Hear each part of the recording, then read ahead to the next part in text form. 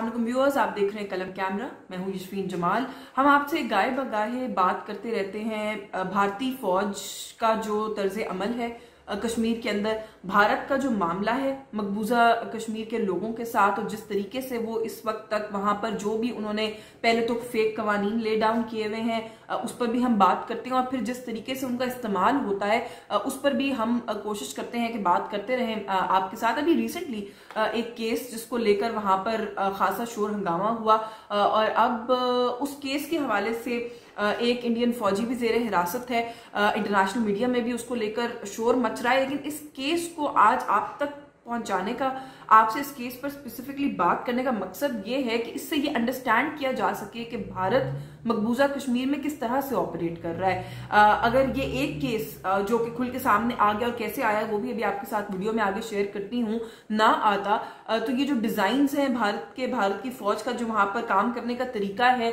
जो जाहिर है ये एक केस तो होगा नहीं, और माजी में भी मैं आपको हवालों के साथ बताऊंगी कि इस तरह के केसेस पहले भी होते रहे हैं, लेकिन बात इस पॉइंट तक नहीं पहुंची कि फौज खुद एडमिट करे कि उन्होंने किसी किस्म की कोई मैल प्रैक्टिस की है, जो कि इस केस में भारतीय फौज ने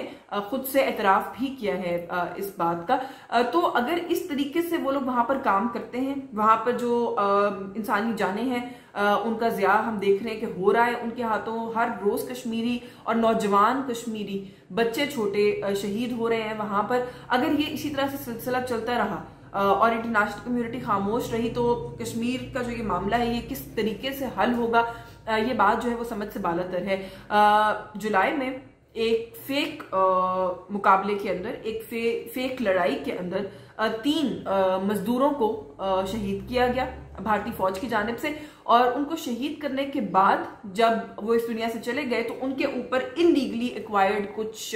वेपन्स, कुछ इस तरह के जो कि गैर कानूनी हथियार हैं, उनको उनकी बॉडीज के साथ अटैच किया गया। उनकी बॉडीज में जो भी कोई आइडेंटिफिकेशन के डॉक्यूमेंट्स थे, जिसके अंदर कोई शनाख्ती कार्ड या कोई भी इस तरह की चीज जिससे उनकी पहचान हो सकती कि वो कौन है, वो सारे उनसे उनकी जो लाशें हैं उनसे निकाल लिए गए, और सिर्फ वेपन्स वहां पर रख के उस पूरे मामले को इस तरीके से पेश किया गया कि ये कोई हार्ड कोर टेररिस्ट हैं जो भारतीय फौज के हाथ लगे थे, इन्होंने रेजिस्ट किया, इन्होंने लड़ाई की, और लड़ाई की वजह से मुकाबला हुआ और ये मारे गए हैं। अब जब ये सारा मामला हो गया, खबर बाहर निकली, तो उसके बाद ये भी देखने में आया कि भारतीय फौज ने इस मसले को बहुत तेजी से वाइंड अप करने की कोशिश की, बगैर किसी इन्वेस्टिगेशन के, बगैर कोई ज्यादा वक्त जाया किए। वो जो तीनों लाशें थी उनको दफना भी दिया गया ताकि इस मामले को किसी तरीके से दबाया जा सके। लेकिन कुछ अरसे के बाद वो जो 3 मजदूर थे, वैसे थोड़ी सी इंफॉर्मेशन के लिए वो आपस में कजिन्स थे, उनका ताल्लुक जो है वो राजौड़ी एक रिमोट इलाका है कश्मीर का, वहां से है, और ये जो मसला हुआ है ये अमशीपुर, ये साउथ कश्मीर के इलाके में वो जो है मारे गए हैं, और वो अपने गांव से, अपने इलाके से निकले थे, सेब के बागात में काम करते थे वहां पर भी, और काम ढूंढने के लिए वो अपने घरों से बाहर निकले थे। अब क्योंकि वो लापता थे, उनकी फैमिली ऑब्वियसली उनकी तलाश में थी, तलाश जारी थी। कुछ अरसे के बाद उनमें से एक मजदूर जावेद अहमद, जिसकी उम्र सिर्फ 25 बरस थी, उसके छोटे भाई को कुछ सुराग मिला, कुछ इंफॉर्मेशन मिली सोशल मीडिया के थ्रू, जहां पर उसी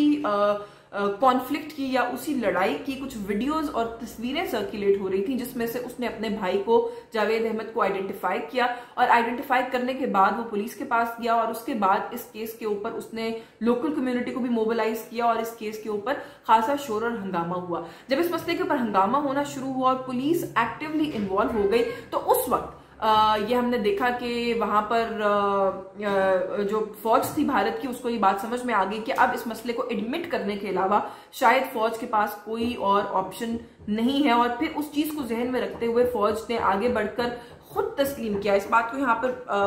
और बेसिकली जो स्पेशल फोर्सेस एक्ट के तहत इख्तियार हासिल है वहां पर फौज को, जो कि 5 लाख से 6 लाख से जायद की फौज है इस वक्त उस छोटी सी वादी के अंदर, और एक कंट्रोवर्शियल मुतनाज़ा जाली कानून है कि जो मिलिट्री पर्सनल्स भारत के वहां पर मौजूद है उनको हर तरह की इम्यूनिटी हासिल है, वहां पर कुछ भी करते फिर सकते हैं, दंदनाते फिर सकते हैं। उस एक्ट के अंदर जो कुछ लिखा गया है उसको भी एक्सीड किया उस वक्त मौजूद वहां पर फौजियों ने, और उन मासूम जानों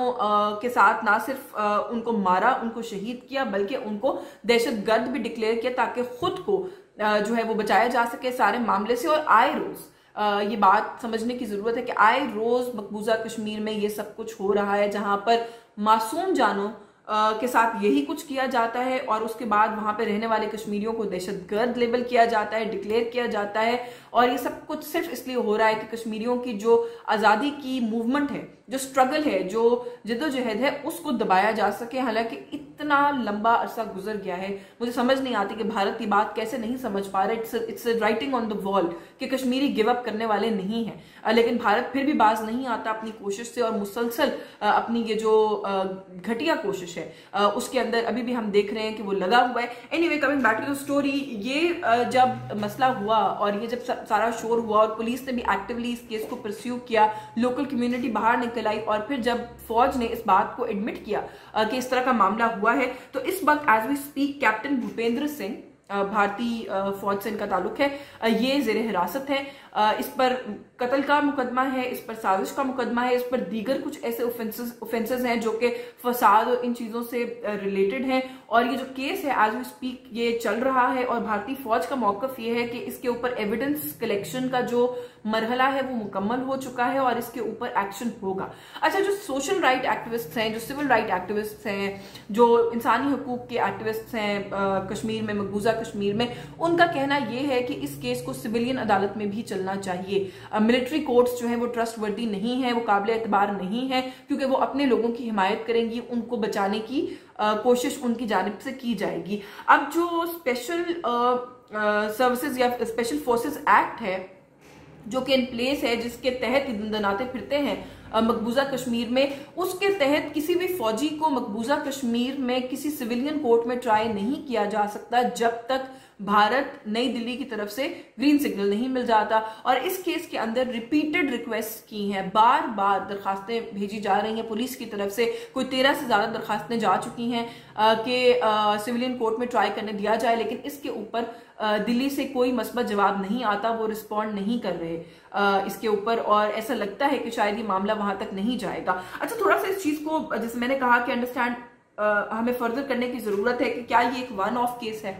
क्या ये एक दफा हुआ, क्या ये माजी में ऐसा हुआ है कि नहीं हुआ। माजी में भी मिच्छल का एक इलाका है कश्मीर में, उसका भी केस एक इसी तरह का हुआ था, उस टाइम पर भी बहुत शोर हंगामा हुआ था। लोकल कम्युनिटी ने उस वक्त भी यही दावा किया था कि ये एक फेक फाइट है जो स्टेज की गई है, जो दहशतगर्दी गर्द जिनको डिक्लेयर किया गया, उनके ऊपर से जो वेपन्स मिले हैं वो सारे इन्होंने खुद प्लांट किए। लेकिन उस वक्त शायद पुलिस की, मीडिया की हिमायत हासिल नहीं हो सकती, तो वो केस बहुत बड़ा नहीं हुआ। लेकिन ये रूटीन का मामला है वहां पर, ये मामूल है वहां पर। क्या वजह है कि किसी इंटरनेशनल ऑब्जर्वर को भारत मकबूजा कश्मीर की सूरत हाल को मॉनिटर करने नहीं जाने देता? क्या वजह है कि आज इतना लंबा अरसा गुजरने के बाद भी मकबूजा कश्मीर दुनिया की सबसे बड़ी ओपन प्रिजन है, लेकिन कोई बात, किसी चीज का असर भारत पर नहीं होता और भारत किसी को उस इलाके का एक्सेस नहीं देता? क्योंकि वहां पर भारत अवेयर है कि उसकी फौज इस तरह के गंदे कामों में मुलविस है। इस केस की एक बड़ा ही अनफॉर्चुनेट और एक दिलखराश इंसिडेंट है जो वहां पर हुआ, जिस फैमिली पर बीती है, उनके 3 जवान बच्चे जिनके साथ ये हुआ है, उनकी तकलीफ को तो शायद हम नहीं समझ सकते, लेकिन अगर अब इंसाफ हो जाए तब भी उनकी तकलीफ हो सकता है कि उसके अंदर कुछ उनके दुख का अजाला मदावा हो सके, लेकिन इंसाफ होता हुआ नजर अभी भी नहीं आता इस मामले के अंदर। जब ये सारा मसला हुआ, जब चीजें आइडेंटिफाई हो गई, जब एडमिट कर लिया भारतीय फौज ने कि ये बात ऐसे ही है, तो फिर कब्र कुशाई की गई। वो तीनों जो बॉडीज हैं उनको उनके लवाहिकीन के हवाले किया गया। डीएनए टेस्टिंग के बाद इस एविडेंस को भी प्रूव किया गया और वेरीफाई किया गया कि क्या वो 3 उन्हीं के घर के अफराद हैं और ये बात क्या सच है। वो भी टेस्ट जो है उन्हीं के फेवर में आया, मस्बत आया। जो डेड बॉडीज हैं वो तो लवाहिकीन के हवाले कर दी गई, लेकिन जो इंसाफ है उसकी अभी भी लवाहिकीन मुंतजर, एंड वी होप कि वो इंसाफ जो है वो हो। लेकिन जैसे मैंने पहले कहा कि उसकी उम्मीद नहीं है, लेकिन इस तरह की चीजों का सामने आना, इंटरनेशनल मीडिया में रिपोर्ट होना, साबित होना भारतीय फौज के खिलाफ के सारा कुछ, ये एक बहुत बड़ा ब्रेक थ्रू है। और मैं समझती हूँ कि भारत का मकरू चेहरा इससे दुनिया के सामने आ रहा है, और अगर इसी तरह से आता रहेगा तो कभी ना कभी तो दुनिया को इससे फर्क पड़ेगा ही। आज की इस वीडियो से बस यही कुछ। वीडियो पसंद आई हो तो लाइक कीजिएगा, शेयर कीजिएगा, चैनल सब्सक्राइब नहीं किया तो जरूर कीजिएगा। मुझे इजाजत दीजिए, अल्लाह हाफिज।